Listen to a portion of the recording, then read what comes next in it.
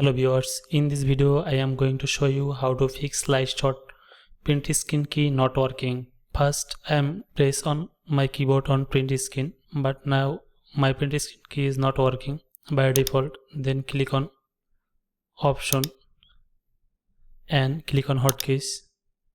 Then click on backspace or any other button. Click on OK. Now click on backspace key. Now you see my LightShot is working again.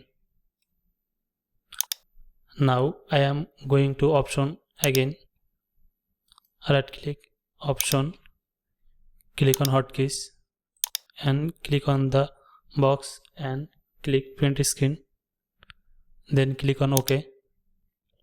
Now I am pressing print screen key on my keyboard. Now you can see my LightShot working, print screen key working again. Thank you.